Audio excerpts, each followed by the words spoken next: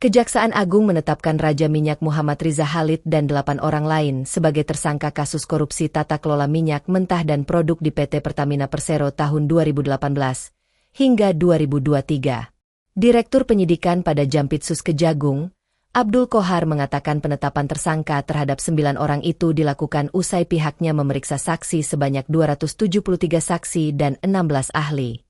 Dari pemeriksaan itu, Qohar menyatakan penyidik menemukan sejumlah fakta adanya keterlibatan pihak lain dalam perkara korupsi tersebut. Qohar menjelaskan bahwa Riza merupakan beneficial owner PT Orbit Terminal Merak yang lahannya sebelumnya telah disita oleh Kejagung. Tersangka DS selaku VP Crude and Product Trading IST kantor pusat PT Pertamina Persero yang menjabat sejak tahun 2019 sampai dengan 2020. Yang kelima, tersangka AS selaku Direktur Gas Petrochemical and New Business PT Pertamina International Shipping.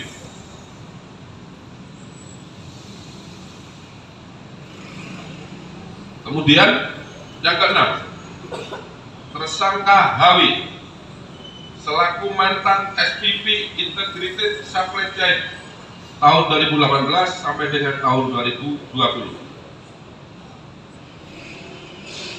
Kemudian yang ketujuh, tersangka MH selaku Business Development Manager PT Trafigura yang menjabat tahun 2019 sampai dengan tahun 2021. Kedelapan, tersangka IP selaku Business Development Manager PT Pahamero Kencana Abadi. Kesembilan, tersangka MRC selaku Beneficial Owner PT Tanki Merak dan PT Orbit Terminal Merak. Akan menyampaikan masih terus diberikan nikmat sehat hingga pada malam hari ini kita bisa melakukan berbagai aktivitas dan termasuk melakukan press conference. Tetapi dalam kenyataannya Trafigura Asia tidak telah diperoleh alat bukti yang cukup untuk menetapkan sebanyak 9 tersangka. Saya sebelumnya kita sampaikan di sini karena sangat banyaknya perbuatan-perbuatan yang keuangan negara. Penyidik juga menghitung kerugian perekonomian negara.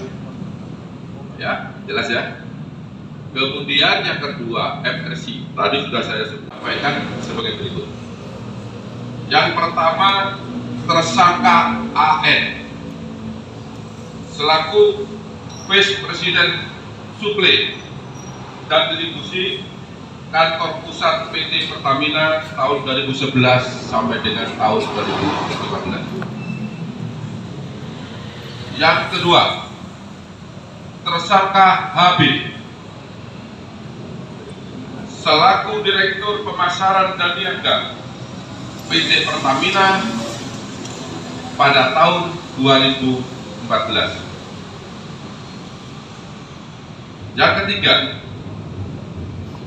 tersangka TN selaku VP Integrated Supply Chain tahun 2017 sampai dengan tahun 2000, bahwa memang pada saat awal penetapan tersangka yang pertama tim penyidik menemukan bukti yang kuat adanya kerugian keuangan negara.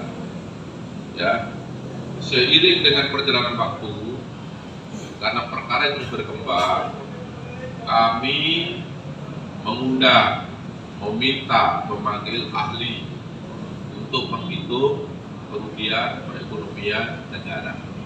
Ya. Kemudian yang terakhir, tersangka FRC melakukan perbuatan secara bersama-sama dengan tersangka HB, tersangka AN, dan tersangka GRJ secara melawan hukum untuk menyepakati kerjasama penyewaan terminal BBM Tanjung Merak dengan melakukan intervensi kebijakan tata kelola PT Pertamina berupa memasukkan rencana kerjasama penyewaan terminal BBM Merak yang pada saat itu PT Pertamina belum memerlukan tambahan penyimpanan stok BBM. Kemudian